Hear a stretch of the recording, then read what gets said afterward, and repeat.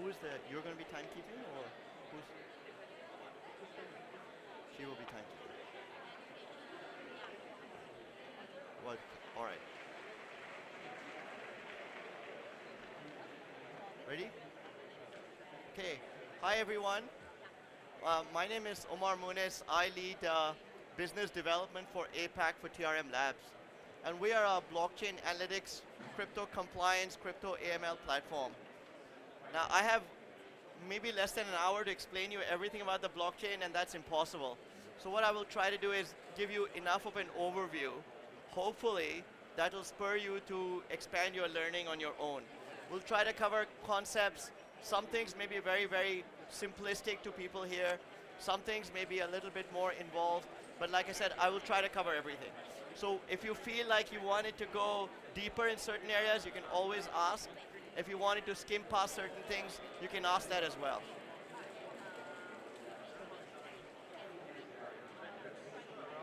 Is this supposed to do something? All right. Oh, it's not plugged in?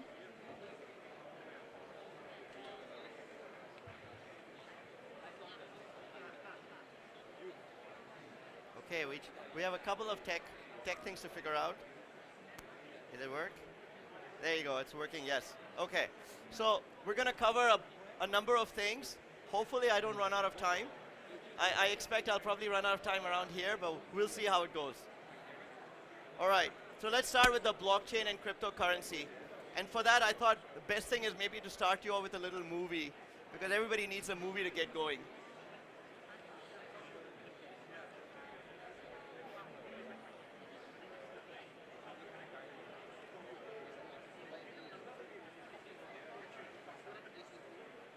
We need volume, guys. We need sound. Where's the sound?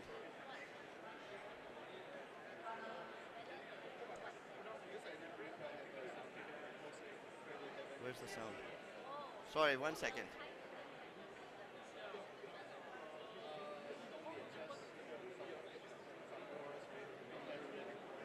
You know what? Forget it. Let's just move on.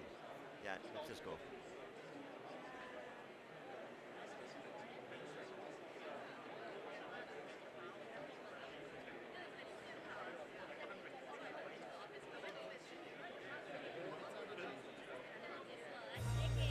Okay, but then hopefully it plays in a. The music is everything. Oh, there's no screen. There's nothing showing. There's nothing projecting.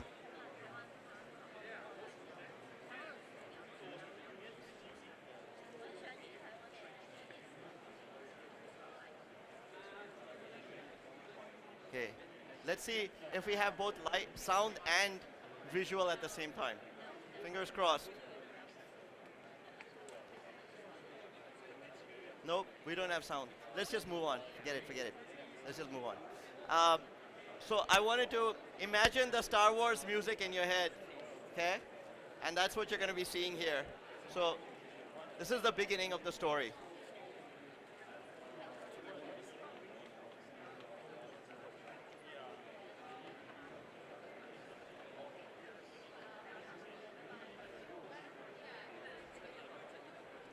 Hopefully you're imagining the music, because that's important.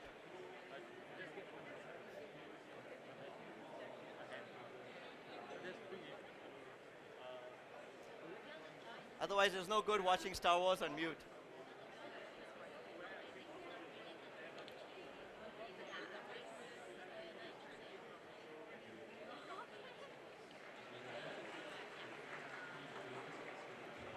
Okay, so we talked about the ultimate weapon, and that's what we're going to talk about next.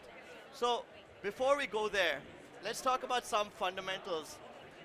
Everybody is familiar with what a ledger is, right? An accounting book. Everybody knows what a ledger is. Anybody not know what a ledger is? Think of it as a book of accounts. You write down your company accounts or your personal accounts, their debits, credits, and the book has everything, right? So that's how things used to be pretty much most of our lives. And then from there on, we went to relational databases where there were databases that were interconnected, and they had different pieces of information, and getting information from across all databases gave us a complete picture. But now we are today at the blockchain. And the blockchain is the ultimate decentralized ledger. What does that mean? That means that there isn't one person with one accounting book recording every transaction. There are hundreds of thousands of accounting books all recording the same transaction at the same time. So everything there is no single point of failure because everybody has access to the same information. All of the information is transparent. There's no one person who controls what goes in there. Everything that goes on the blockchain is achieved through what is called a decentralized consensus. What a consensus means is that every piece of information that gets in there has to be proven by somebody, and everybody else has to agree before it becomes a permanent record. Any questions? Is that relatively clear? Seems straightforward? Yes? No? Okay, I'll take that as a yes. So think of the blockchain as the ultimate ledger of accounting entries. No one person has one ledger. There's no master ledger. They're all master ledgers. They're all connected. They're all looking at information in real time. And if anybody puts in information that isn't agreed on by everybody else, that information is rejected. The other thing is it is permanent. Whatever happens on the blockchain stays on the blockchain forever. There's no erasing. There's no, can't happen, right? So even if you want to reverse a transaction, there is a transaction that takes everything in reverse, which is also recorded in the blockchain forever. So very important to know that. And I want to also make sure when people mistake the chain and the currency. So there's Bitcoin, the blockchain, and there's Bitcoin, the currency. So the Bitcoin currency travels on the Bitcoin blockchain is one way to look at it. You can think of this as the rails, and you can think of that as the train simplistically. But you need to make sure that that is a token, and that token travels on this blockchain, right? And it is one of many. Some more terminology, right? So when we talk about fiat currency is like cash, Sing dollar, US dollar, anything that is issued by a central government, anything that crinkles or jangles in your wallet is fiat, right? It fits into an envelope nicely. Yeah, it sure does. Okay, DLT is the distributed ledger. We talked about the distributed ledger. The distributed ledger, think of it as this infinite number of accounting books, all of which are perfectly synced with each other, right?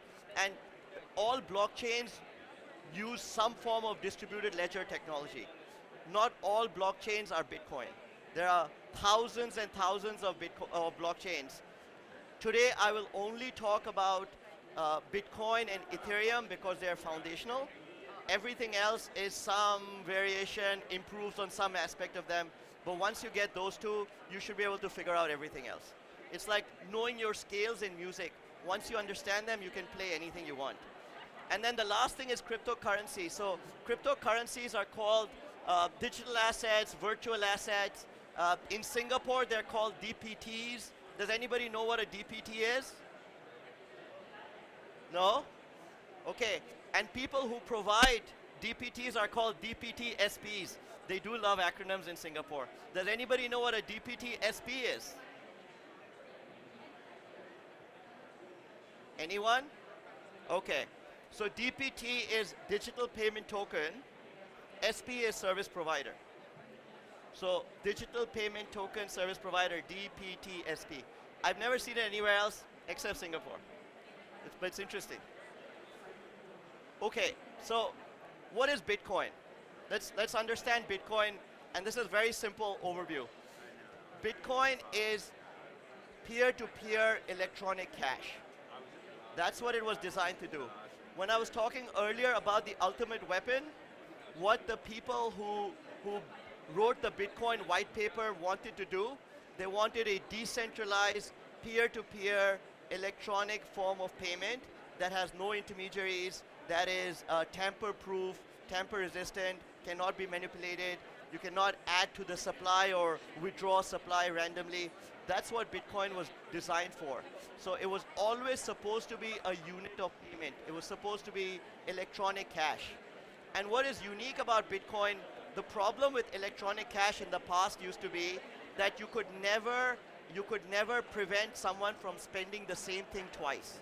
It was called the double spending problem.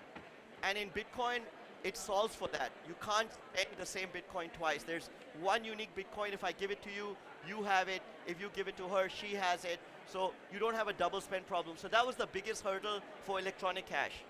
The other thing is that Bitcoin is UTXO based. I will explain UTXO later. So it is deflationary.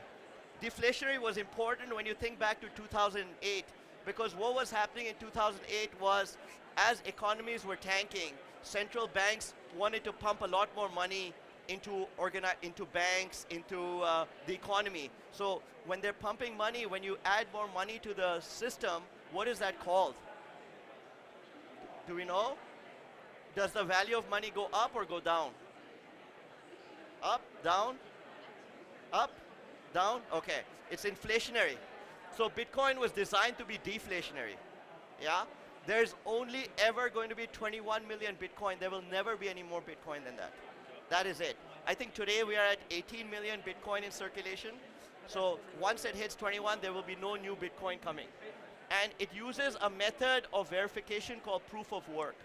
What does proof of work mean? Proof of work is the way by which transactions get verified and written to the blockchain. So earlier I was talking about a decentralized ledger, and I was talking about consensus. The way it works in Bitcoin is a mathematical problem is issued, a cryptographic problem. All the computers in the world try to solve it. The first person to solve it gets the rights to write that data to the blockchain. And they get rewarded for that in Bitcoin. Those people are called miners. So the act of mining is the act of you validating the transaction and earning the right to write it to the ledger for everybody else to agree with. Okay? That's what miners do. And that's called proof of work. Now the advantage of proof of work is it is truly decentralized. I mean, anyone with enough computing power can validate a Bitcoin transaction. The downside is it's hugely energy inefficient because everybody is doing the same calculation at the same time all over the world, right? But super secure. What kind of transactions will you see on Bitcoin? Very simple. A transfer of value from one address to another address. What is an address? An address is your unique identifier on the chain. Yeah? So when you hold Bitcoin tokens, you would hold Bitcoin tokens at an address. So think of an address as like a ledger. Again, coming back to that ledger idea, your address will say, oh, this person has 5 Bitcoin, this person has 3 Bitcoin, this person has 50 Bitcoin. Those are your addresses. When someone is sending you Bitcoin, they will send it to your address. When you are sending it to someone else, you need their address to send it to. Think of it like an email address of sorts, yeah? And totally transparent. Anyone who knows your address can see your address information on the open web. It's completely available. What is Ethereum? Now, Ethereum is completely different. So Ethereum is not meant to be a peer-to-peer electronic cash. Ethereum was meant to be a decentralized world computer. So not only can you use it to make payments, you can use it to create things. And those things can be, you can use it to create programs, which they call dApps, decentralized applications. You can use it to create NFTs. You can use it to create your own tokens. No problem, right? So Ethereum was always meant to be a platform. The unit of currency on the Ethereum network is Ether. And Ether is used, again, you can use it as a transfer of value, or you can use it to reward people that are providing that same consensus that we have on Bitcoin. But Ethereum's way of getting to consensus has changed. Until earlier this year, Ethereum used to be proof of work, same as Bitcoin. Now they've moved to a new setup which is called proof of stake. And proof of stake is a lot more energy efficient. The way proof of stake works is if you want to bid for verifying a transaction, you have to commit your own crypto. You have to stake it, right? So now you better think carefully and do the right thing, because if you're doing the wrong thing, you lose all your crypto. That's why it's called proof of stake. Whoever stakes more gets more chances to be able to confirm the transaction. Whoever is caught doing the wrong thing loses all the crypto in the process. So far more energy efficient, but trade-off between energy efficiency and security, right? Very unlikely people will control the world's computing power as we have it with Bitcoin, but can people have a large stake that they can commit? Sure it can. Hasn't happened yet, but more possible, okay? Any questions so far on Ethereum? Seems okay? All right. So Ethereum, what can you do? Yeah, you can do Ether transactions address to address. You can do contract calls, and we'll talk about contracts. So, you can transact the token, place a bet, buy an NFT, stake on a DeFi contract. Stake, right? That same word, stake. Stake means commit your crypto. You may commit your crypto either to lend to somebody, you may commit your crypto either to help somebody confirm a transaction, but all of that is called staking, yeah? Okay. Okay, so now when I talk about UTXO versus account-based, what does that mean?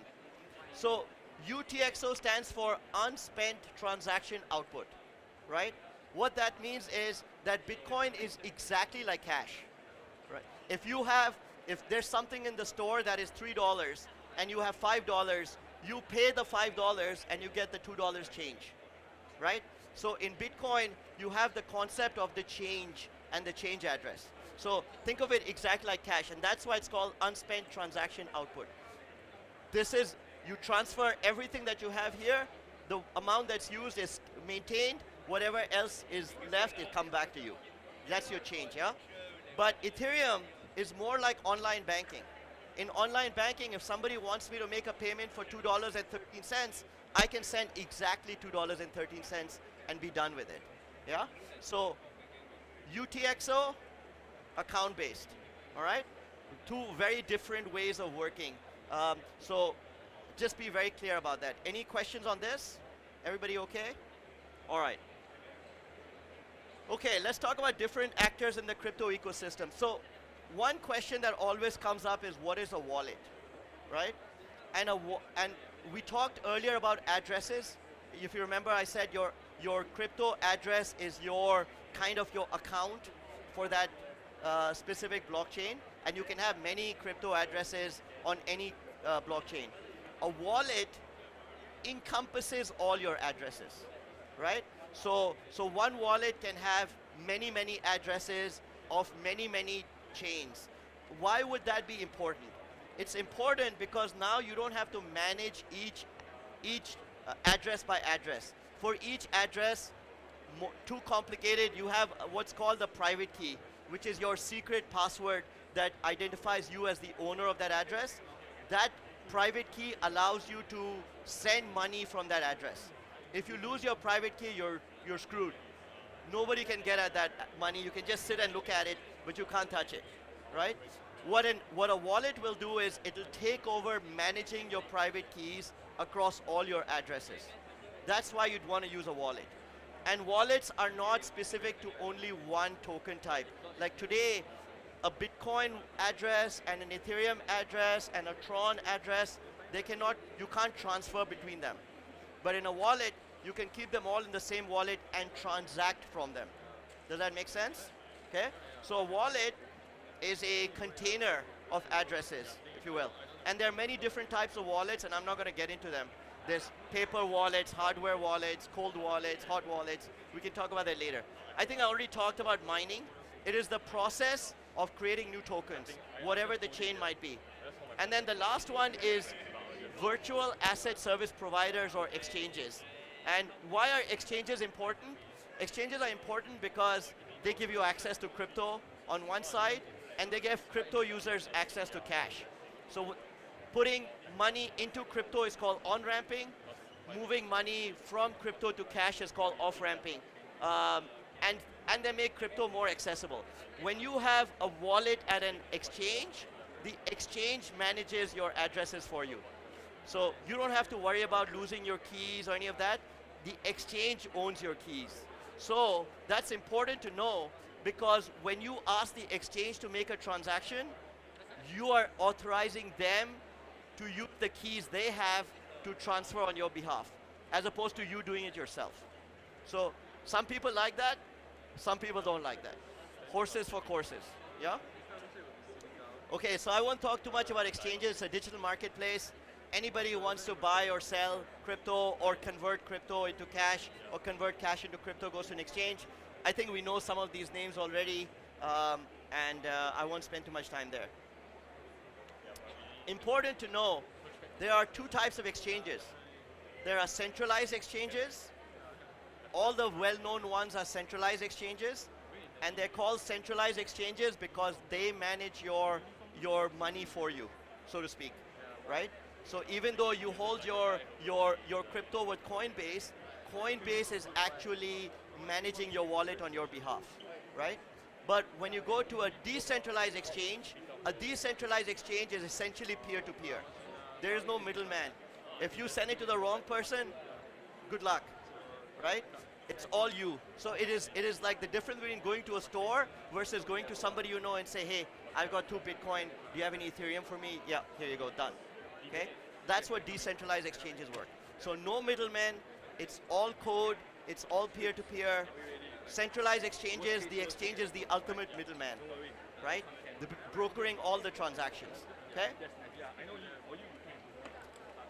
Mining, so as mining has become more and more complex, rather than individuals mining, now you have mining collectives, right? So I think the largest Bitcoin miner has like 30% of the computing power, the second one has 24%, the last one has like 10%, and things like that.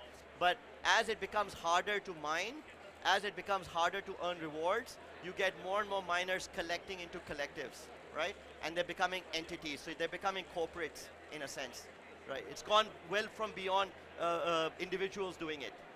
Okay, so traditionally, blockchains are closed gardens. What does that mean? That means that what happens in the Bitcoin blockchain stays on the Bitcoin blockchain. What happens in Ethereum stays in Ethereum. What happens in Solana stays in Solana. What happens in Tron stays in Tron. There's no going back and forth. You're either transacting in Bitcoin or you're not. You're either transacting in Ethereum or any Ethereum equivalent or you're not. To solve that, you have bridges, right? And what bridges do is bridges are another form of converting tokens from one type to another, right? So again, it's code. There's no person here. So if I go to a bridge and I have, let's say, 10 Tron and I want to convert it to Ethereum, the bridge will convert it for me, yeah? And then I have to tell the bridge, here's the wallet to send the Ethereum to. So I have my sender's Tron address, I have my receiver's Ethereum address, yeah? Now, the good thing about bridges is they have connectivity. The bad thing about bridges is that they can often be weak points. So while blockchains themselves are super secure, bridges may not be that secure. So you have instances where people will hack a bridge and exploit it, and one of the very common exploits on a bridge is to find a way to get the bridge to issue you new tokens without using up your existing tokens. Essentially, you're printing free money, right? So some of the biggest hacks, and a lot of hacks which originate from North Korea, they like to target bridges and they like to target DeFi, right? A lot of money to be made there if you're a North Korean hacker, right? Okay, stable coins. Everybody knows what a stable coin is? Yeah? Okay, so stable coins came about because, you know, there's so much volatility in crypto. One day your stuff is worth 900 bucks, the next day it's worth 250. So stable coins came about to say, hey, how can we create crypto that is tied to a stable asset? Could be USD, could be something else. And the beauty of a stable coin is the variation isn't much on a stable coin. Maybe it goes from 0.98 to 1.03, but it's not a large amount of variation, not like you'd get on a Bitcoin or Ethereum where it'll go like this and go like that. And with stable coins, now you can start to have what's called decentralized finance. And why is stablecoin important? The reason stablecoin is important is you don't want to lend somebody money and then watch the value of that coin go and get back like half of what you lent out, even though you're supposed to get a return on it, right? So stablecoins help that situation because you can lend that money and you know the value of that money is going to be okay coming back to you, yeah? And lastly is decentralized finance. Tools that work without intermediaries. So decentralized finance is all about financial services without the middleman, yeah? I'll give you an example of how that works. So you've got a situation where you've got two parties, they agree to something. There's a contract created on the blockchain which has a whole bunch of conditions. When those conditions are met, the contract kicks off and the blockchain records the transaction. What is an example of that? An example of that could be a loan, right? A loan. So you may decide to lend money, and sometimes in DeFi you can lend money for like minutes and seconds. We're not even talking years or months. Minutes, seconds, you can make flash loans. So you can lend somebody money and get a 20% return within like seconds, right? That's the nature of the game. What people do with that lent money is not your problem. You are the lender. You are providing that money, you're expecting a return, you get the return, done. No middleman. Now, think of it like a vending machine, right? You put in $3, you get a soda. You put in 4, you get the soda plus change. You put in $1, you get nothing. So this vending machine is like a smart contract in DeFi. And smart contracts are really badly named because they are contracts, but they're not smart, right? They have conditions. If you fit the condition, the thing happens. If you don't fit the condition, the thing doesn't happen. It's not very smart, it's a macro, right? So think of a smart contract like a vending machine. And when you look at CeFi, centralized finance versus DeFi, these are some of the names. Centralized finance, again, familiar names, Coinbase, Kraken, Gemini, Binance. Decentralized finance, lots of swaps in their names. Sushi Swap, Uniswap, Pancake Swap, Didix, all of these are decentralized finance entities. So what's the benefit? And I'm not here to convince you DeFi is great or DeFi is bad. I'm agnostic. But here, when people talk about DeFi favorably, these are the benefits they raise. I'm not going to go through all of them, but basically they're looking at speed and accuracy and efficiency. There's no middleman, so potentially you save on fees of people in the middle. It's transparent. Everything is on the blockchain. Everything is openly written. Security is a bit of an open question. So some people say it's very secure. Some people say it's not at all secure. Up to you. It's immutable. Everything is on the blockchain. It's permanent. And you get to tokenize. Tokenization is basically the ability to convert any real-world asset into a crypto asset. So I could tokenize this table. I could tokenize all of Hall 6 and issue little tokens that give the holder one little piece of Hall 6. Right? If you want to buy it, I'm happy to chat. Drawbacks, scalability, right? Because it's decentralized finance, you may not have enough liquidity. What does that mean? You may have a lot of crypto to buy and sell. There may not be enough people on the other side to fulfill your deal, right? Like a big exchange would. There's uncertainty. Uncertainty, if the blockchain is congested, it may take a long time for your deal to execute. You may end up paying fees you didn't anticipate because it's congested. We talked about liquidity, and it is your responsibility. You put it in a DeFi contract, that DeFi contract goes south, no one will protect you.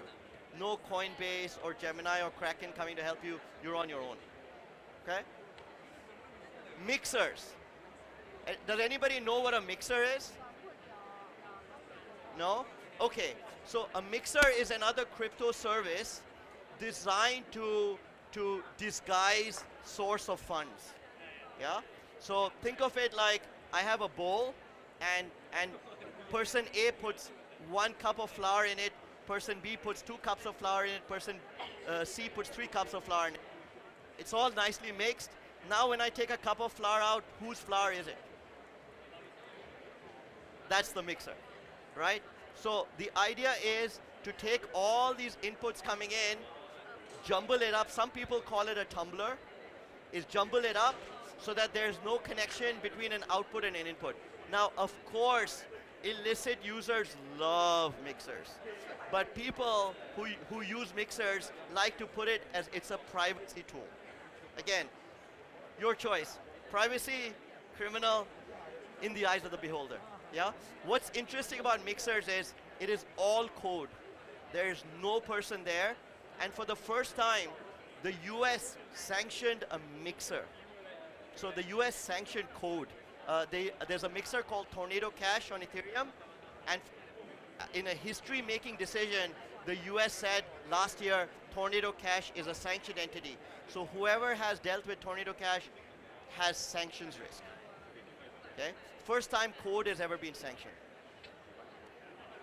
Okay, now we'll talk about NFTs, fungible versus non-fungible.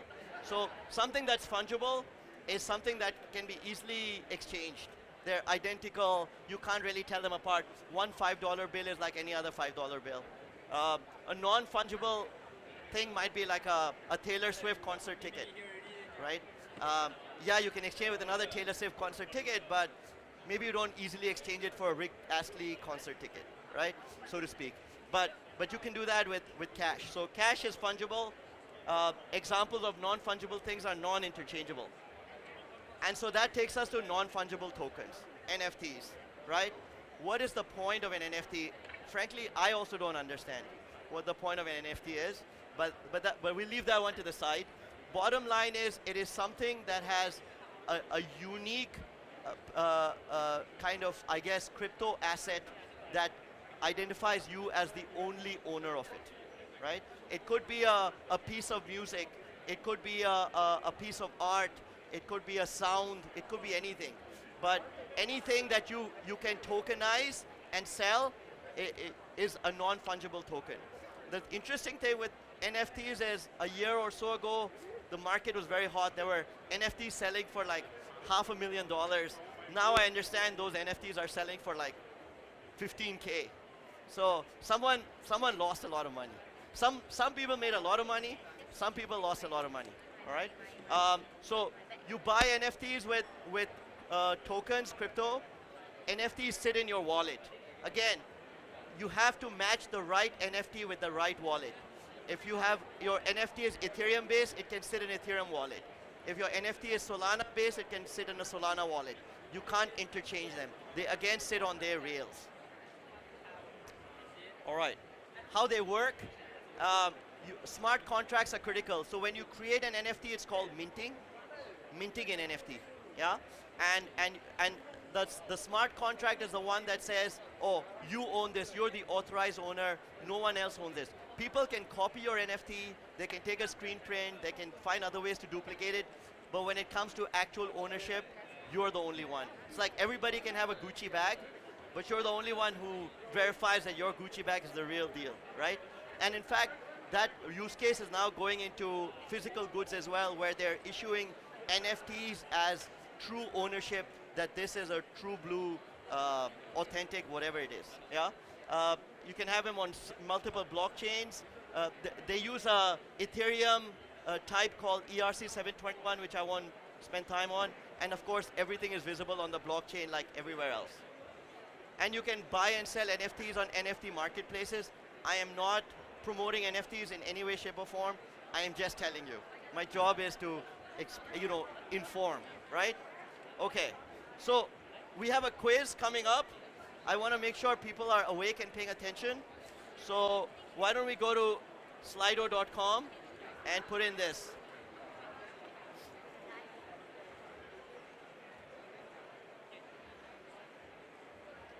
And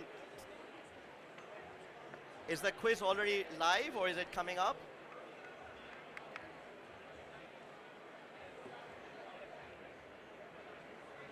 Okay. Oh, good. Nice.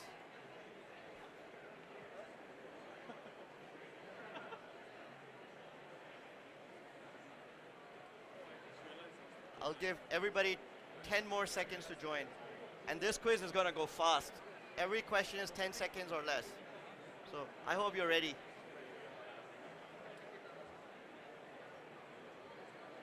Hey, I don't know who typed that quickly, but that's impressive. That's awesome.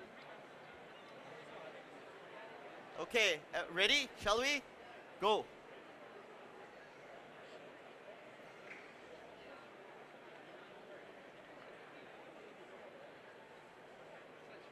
You know, I gave it too much time. It should have been 5 seconds. Okay. Oh, good. Okay. People are paying attention. Next.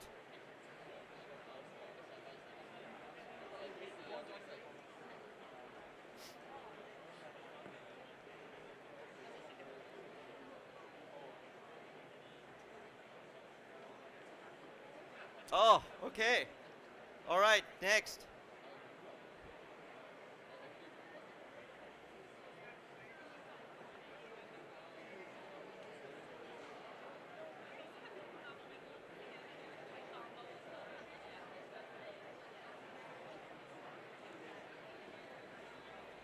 Oh, nobody picked the first one. I'm very disappointed. Okay, let's go next.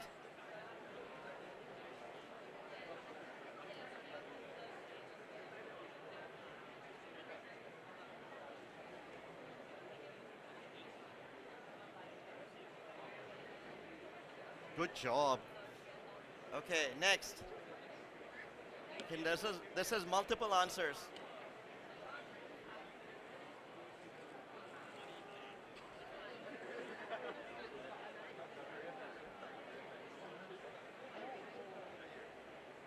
Okay.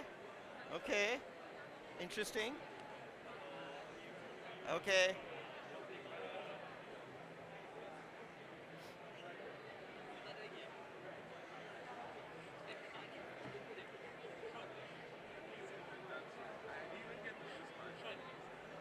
Okay.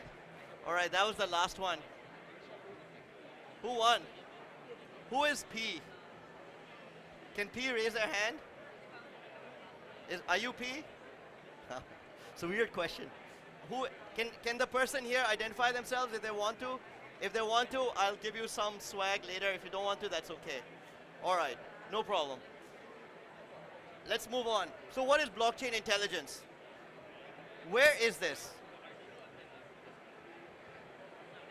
Isn't it clear? It's so obvious. Come on, guys. It's so obvious. It's a no-brainer. What's that? Orchard? Wild guess. Interesting. Okay, let's see what it is. Okay, this is the Tiong Bahru area from the top. Yeah.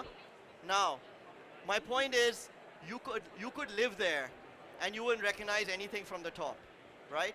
And that's blockchain analytics for you. What you saw before on Google Maps without any of the legend is raw blockchain data. You can see everything. You can see trees, you can see streets, you can see buildings. You don't even know where the heck you are, right? So blockchain analytics provides context.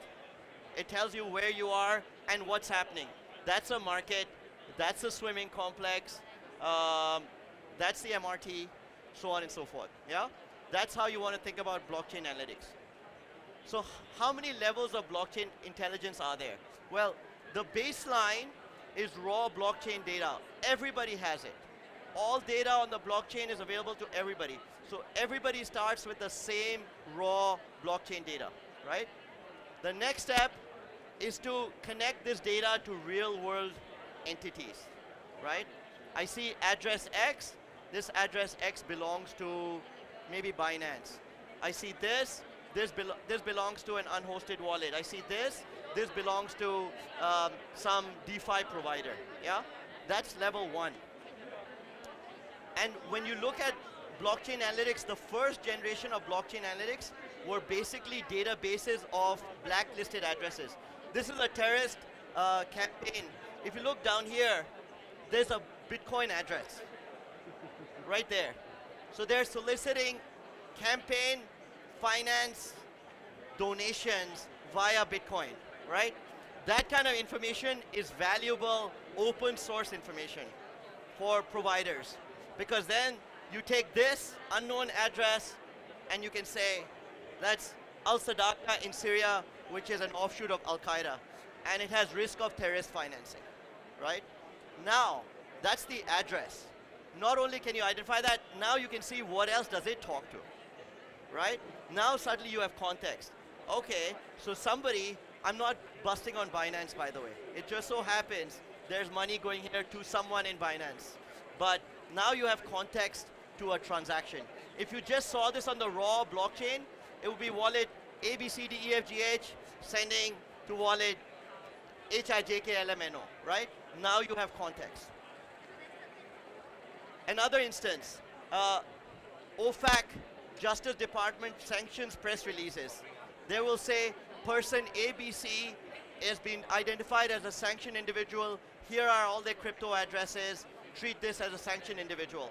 We will ingest this as well. This is also part of open source intelligence. Third, darknet markets, right? A high profile drug darknet market. Buy whatever you want with Bitcoin. Send money here, okay? Darknet market address, okay?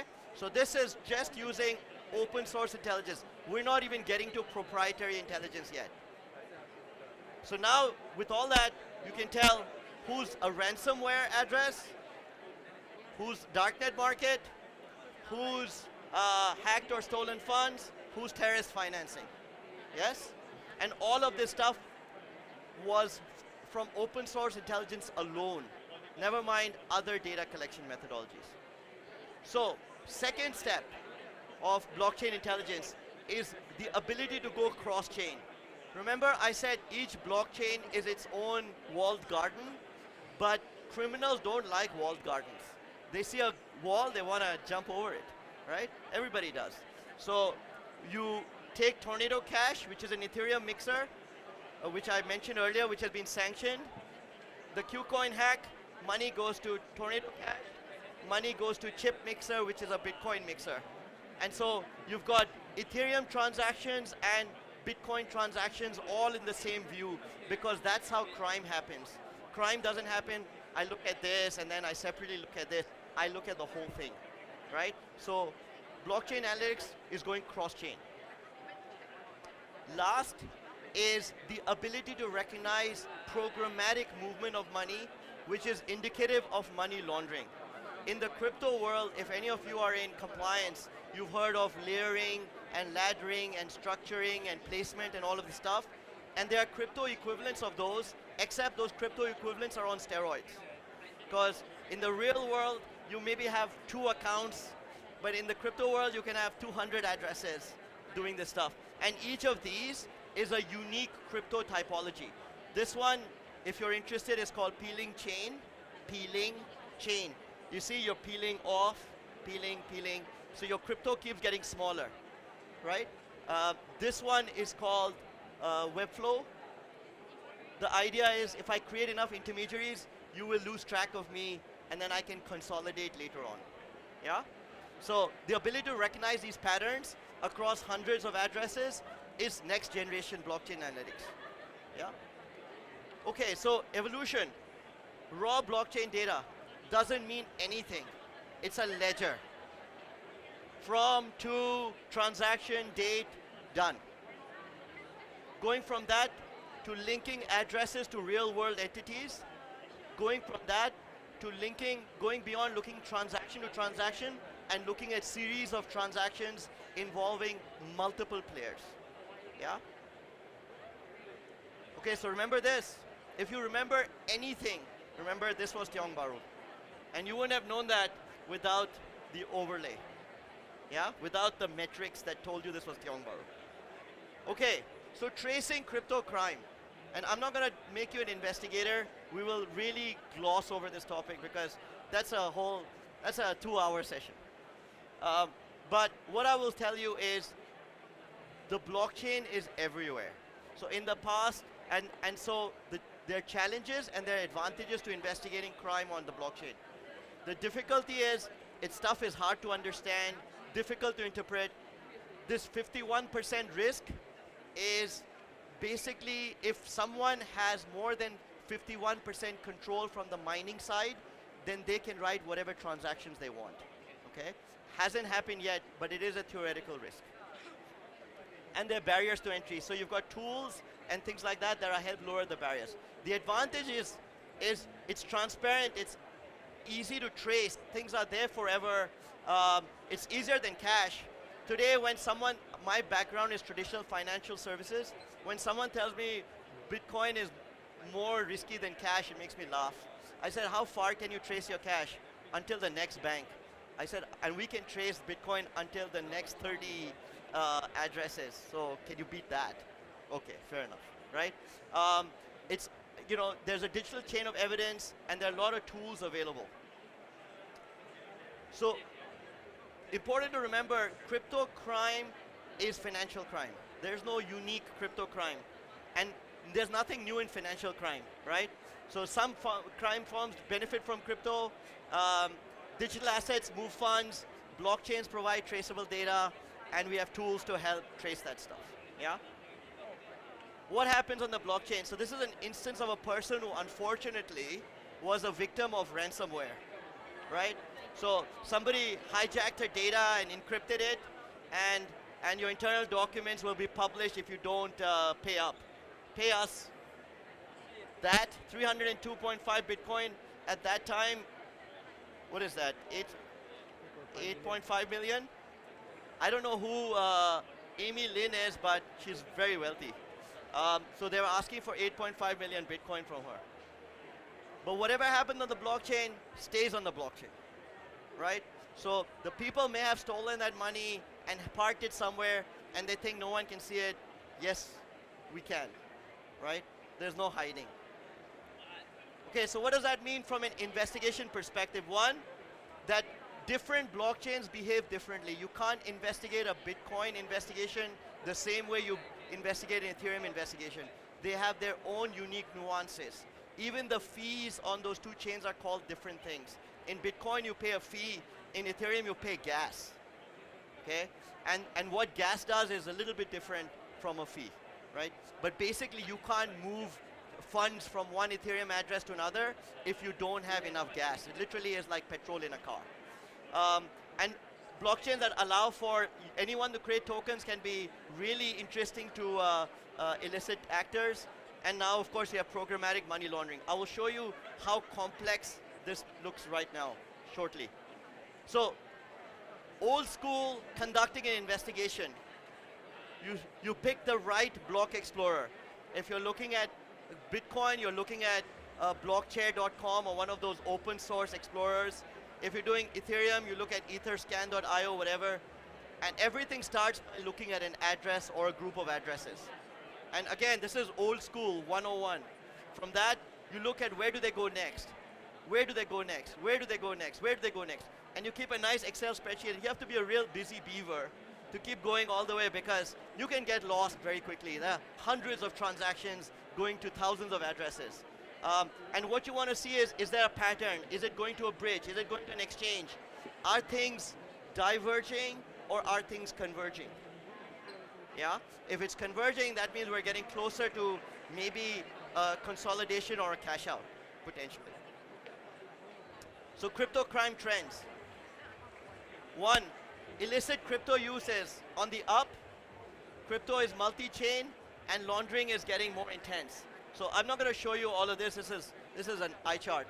But uses of crypto in illicit finance, uses of crypto in money laundering. Some instances, so cybercrime, all of these, and then traditional crime, all of that. What is interesting is that crypto is making its way into everyday crime. So there's no such thing, again, as crypto crime. Like somebody steals your wallet, they're not asking for cash now, they're saying, pay Bitcoin to this wallet address. So mainstream crime is being funded by crypto, if you will. Okay, and if you think about crypto going multi-chain, it used to be a Bitcoin world.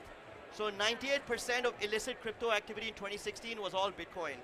Now, it's 20%, right? Hacks, about 2/3 of all hacks in 2016 were on Bitcoin. Now, it's not even 2%, right? And terrorist financing, terrorists did love their Bitcoin. So 100% of terrorist financing was via Bitcoin. Now it's around 10%. So we are living no longer in a Bitcoin-centered world. We are living in the world of Ethereum, Tron, Polygon, Solana, you name it. So in the good old days of money laundering, crypto money laundering, it was very easy to trace things because people would deposit straight from a darknet market right to an exchange. Oh, they're like, I'm anonymous, nobody can see me, I'll put my money in Coinbase, and it's like, oh yeah, okay, we know who you are. That's the old days. Now, that's the new day. What is this? This is a North Korea initiated hack of liquid.com in 2021. They swapped, they hopped, they mixed, they programmatically moved money, right? Think of the work required to do this. There's days of stuff because this is the cleaned up version. To get to this view, there were thousands more transactions and addresses on the screen, right? And what are you trying to get at? Where did the money end? The green ones, there. Each of these is an address. That's an address, that's an address, yeah? And then, does anybody know what pig butchering is? Yeah? Anyone? Okay. So pig butchering is basically a trust-based scam, right? When you say you're butchering the pig, you're fattening up the victim, and then you're letting them down, right? So it is a trust-based scam. It comes in the form of romance scams. Somebody is online, very much in love with you, keeps asking you to provide a few more Bitcoin to solidify the love. At the end of it, you may end up providing 100 Bitcoin and the love is gone because your love is no longer, yeah? Or it makes its way through an investment scam. Give me 2 Bitcoin, I'll double it in a week. You get 4 Bitcoin. Give me 4 Bitcoin, I'll double it in a week, you get 8. Give me 100 Bitcoin, see ya. Okay? So that's why it's called pig butchering. Horrible, horrible term, but very much on the rise across Asia. And what's interesting about pig butchering is you tend to, when you get scammed, you tend to hate the scammer. What I'm finding out is actually scammers are themselves victims of human trafficking. So they're not doing their jobs willingly. They themselves are a basic bonded labor. Like somebody comes applying for a job in a foreign country, and they say, you better sit down and start making calls because you owe us a lot of money and I have your passport. So the people that run the scammers are the real problem. But the scammers are victims just like you. So typical example of financial crime is never in isolation. It's crime begetting crime. So I'm going to end, which is just on time. And I'm not going to spend a whole ton of time on this. But there are opportunities in blockchain intelligence that are the same as any SaaS firm.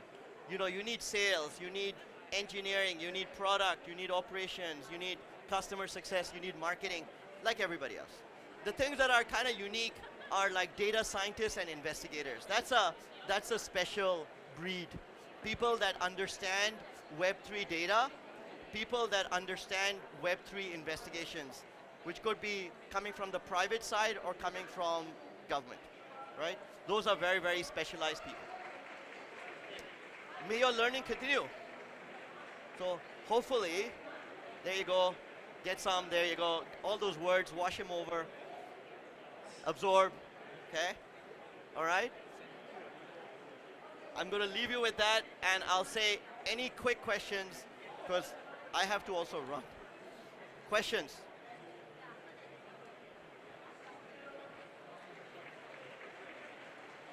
Everybody's okay? All right. Thank you very much, everybody. Take care. Have a great rest of the festival. Thank you. Thank you.